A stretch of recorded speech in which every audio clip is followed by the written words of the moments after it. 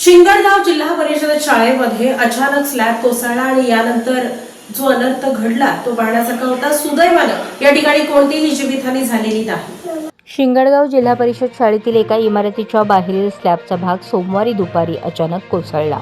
सुदैवाने शाळेला सुट्टी असल्याने कोणतीही जीवितहानी अथवा मोठी दुर्घटना टळली। गेल्या काही दिवसांपासून शिंगणगाव आणि परिसरात पाऊस पडला होता। पावसामुळे शाळेच्या इमारतीतील भिंती आणि स्लॅब ओलसर झाले होते। याच कारणामुळे बाहेरील स्लॅबचा भाग कमजोर होऊन तो खाली कोसळल्याचे प्राथमिक कारण समोर येत आहे। घटनेवेळी शाळेला सुट्टी असल्यामुळे विद्यार्थी आणि शिक्षक बचावले, मात्र इमारतीची झालेली अवस्था शालेय प्रशासनाच्या दुर्लक्षाचे गंभीर उदाहरण असल्याची चर्चा पालकांमध्ये सुरू आहे।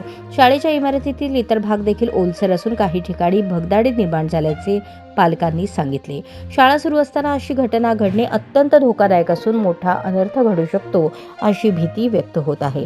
या प्रकरणानंतर पालकांनी आणि विद्यार्थ्यांनी शाळेच्या संपूर्ण इमारतीची सार्वजनिक बांधकाम विभागामार्फत तात्काळ तपासणी करून दुरुस्ती करण्यात यावी अशी मागणी बसवराज पनसेट्टी यांनी प्रशासनाकडे केली आहे।